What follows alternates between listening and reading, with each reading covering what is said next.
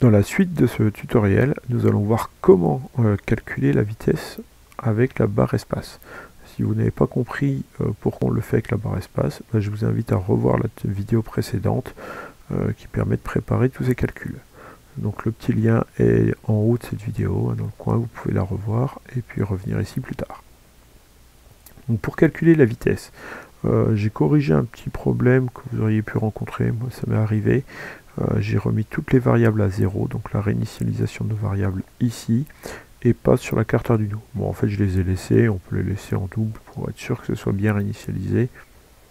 Mais si vous avez des problèmes au démarrage, ça peut venir du fait que les variables ne sont pas réinitialisées ici.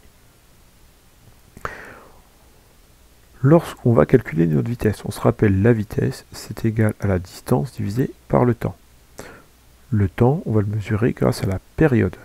Donc la période, c'est le temps que met la roue pour faire un tour. Pour savoir combien de temps elle met pour faire un tour, il faut mesurer le premier temps où elle est passée et le deuxième temps où la roue va repasser à nouveau dans son tour complet. Donc c'est l'aimant qui passe, bien évidemment, qui est fixé sur la roue. On va mettre le premier temps T1, le deuxième temps T2, et la période, ce sera la soustraction de T2 moins T1. Les variables, pour rappel, donc, ce sont des boîtes dans lesquelles on va mettre des chiffres en quelque sorte. Donc dans la boîte T2, on va mettre le dernier temps mesuré par le chronomètre. Dans la boîte période, on va mettre T2 moins T1. C'est parti pour nos calculs. On va définir, donc lorsqu'on reçoit le calcul de vitesse, on va définir T2, le dernier temps de passage de la roue à la valeur du chronomètre. On va définir notre période à T2 moins T1. Donc, définir la période à T2 moins T1, donc il faut aller chercher les opérateurs, la soustraction, et on retourne chercher nos variables T2 moins T1. T2, pour le moment, le contenu de T2, c'est la valeur qu'on a mesurée au chronomètre. Le chronomètre continue de tourner. Par contre, dans T2, on a notre valeur. T1, pour le moment, c'est toujours égal à 0. Maintenant qu'on a notre période, on va définir notre vitesse en mètres secondes par la distance divisée par le temps. Pour la distance, il faut mesurer le rayon de la roue, le multiplier par 2 et le multiplier par pi. On n'oublie pas de mettre tout ça en mètres pour avoir la distance de notre périmètre. Moi, je vais mettre 2. Pour vous, ce ne sera pas 2. On va vraiment mesurer et faire ce calcul correctement. Divisé par notre période.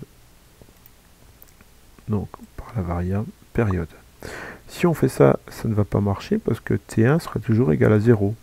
Au deuxième tour de roue, il faut prendre le nouveau temps de passage de la roue et enlever, déduire du précédent temps pour avoir vraiment le temps dans lequel est passée la roue. C'est pour ça que la petite subtilité, elle est vraiment là. Il va falloir définir T1 à la valeur de T2. Comme ça, au prochain tour de roue, dans notre cas, quand on va appuyer sur la touche espace, parce que ça vous permet de faire les calculs à la maison, eh bien, on va calculer le premier tour de roue, on va mettre T1 à T2, et on va recalculer, donc T2 va prendre une nouvelle valeur, T1 n'aura pas changé, ce sera toujours l'ancienne valeur de T2. On fera toujours T2 moins T1. Alors on avait un document en classe qui expliquait ça, je vous invite à le revoir, et puis ça devrait être peut-être plus clair. On va tester ce que ça donne. C'est parti. Oh, on voit que notre panda s'est déplacé. Alors oui, j'ai mis bouger à la vitesse en mètres par seconde. À 62 mètres par seconde. En km/h, je vous laisse retrouver combien ça fait, mais c'est une vitesse énorme. Là, on a un problème. Alors, par contre, on voit que si j'appuie, bon, les vitesses varient un petit peu, mais c'est quelque chose de bizarre. L'explication est assez simple en réalité. Pour faire la petite boucle répétée ici, l'ordinateur va tellement vite qu'il fait, hop là, j'ai changé, désolé, il fait cette boucle énormément de fois par seconde. Plus d'un millier, voire un million de fois par seconde. Il va falloir du coup demander d'attendre avant de diffuser le calcul. Dans les événements, dans les contrôles, pardon, attendre, si on met attendre quelques secondes ou 10 millisecondes, on va peut-être fausser le calcul de la vitesse.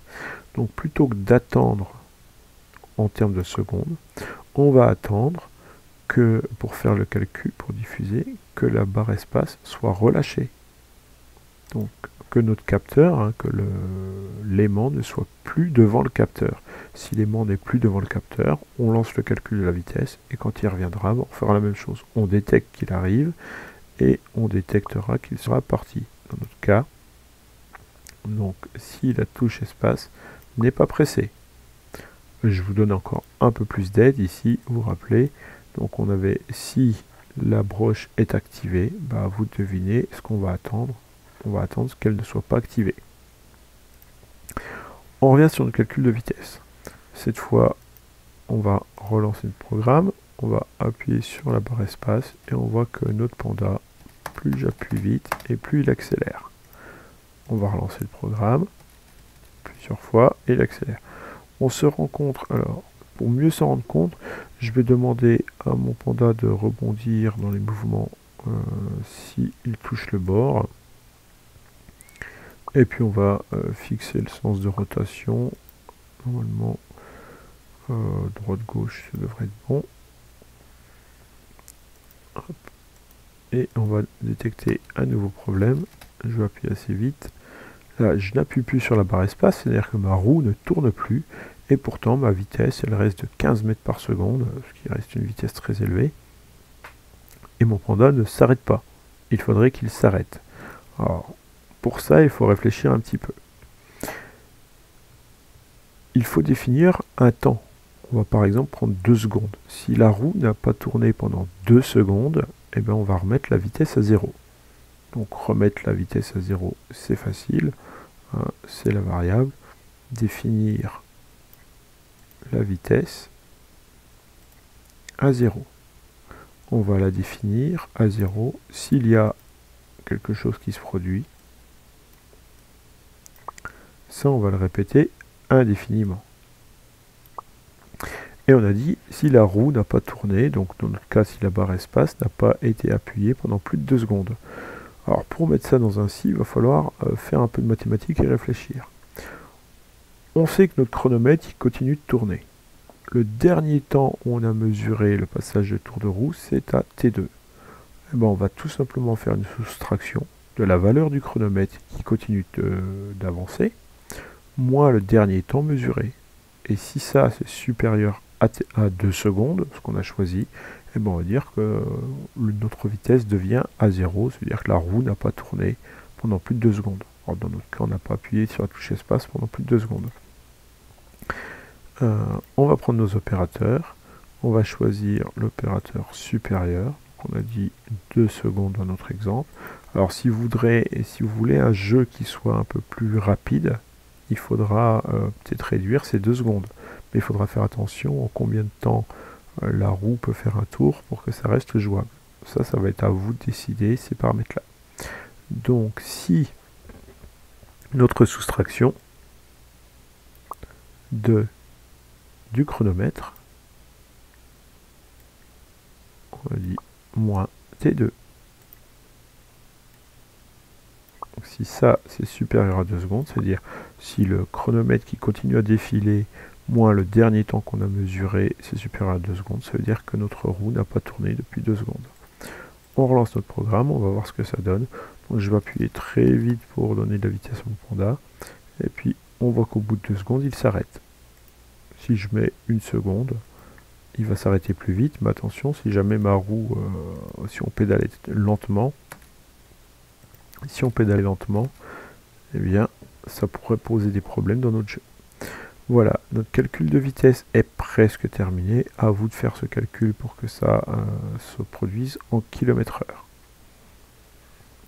On a réglé pas mal de problèmes et la suite viendra dans une autre vidéo.